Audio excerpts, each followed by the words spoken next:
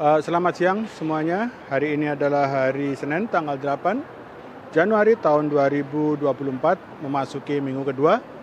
Dan kemungkinan nanti ETF Bitcoin itu akan disetujui pada tanggal 10 sampai pada tanggal 15. Jadi kita menunggu keputusan tersebut.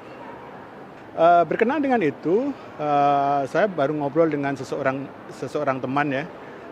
Dia galau mau masuk ke Bitcoin apa enggak.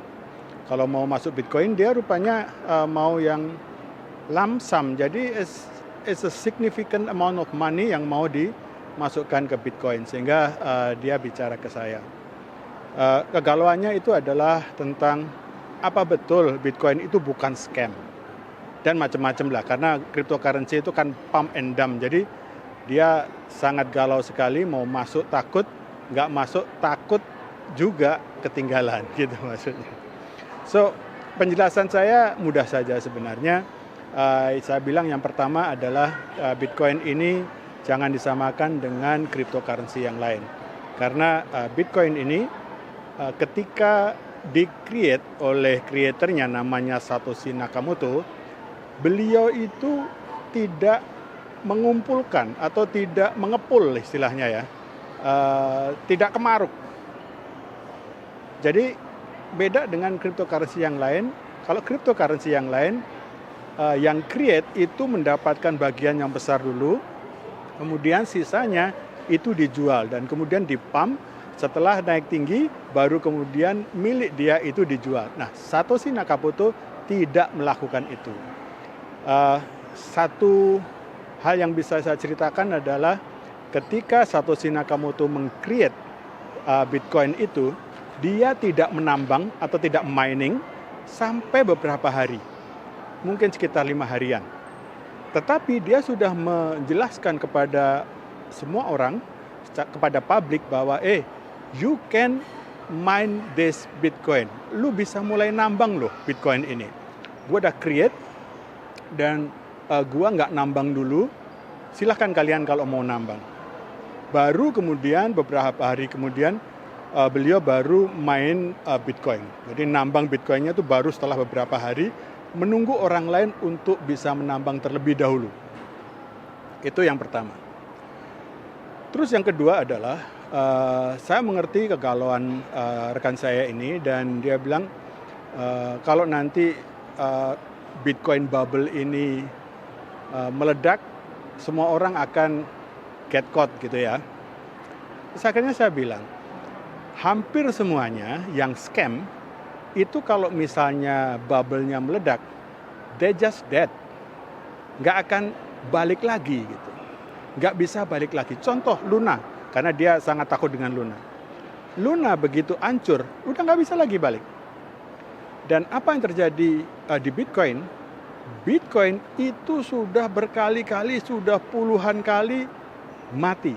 Sudah berkali-kali, sudah puluhan kali bubble-nya explode. Tapi tetap dia backup. Tetap dia hidup lagi. Tetap dia bisa lebih baik daripada yang dulu. Saya kasih contoh. Ketika China itu memban atau melarang orang mining Bitcoin, langsung jatuh. Harga jatuh, hash rate jatuh, dan seterusnya. So everything very gloom and doom. Tapi apa yang terjadi? Bitcoin sekarang jauh lebih tinggi daripada waktu China itu melarang mining Bitcoin. Harganya lebih tinggi, hash rate-nya lebih tinggi, dan adopsinya juga semakin lebih tinggi. So, what else do you need? Gua nggak ngerti, apalagi yang bisa gua katakan untuk membuat lu lebih percaya. Tapi ya ini, artinya di setiap investasi, if you think this is investment, selalu ada namanya resiko. Resiko itu harus ada. Saya misalnya ketika saya masuk di sekitaran 550, baru kemarin itu turun sampai 250.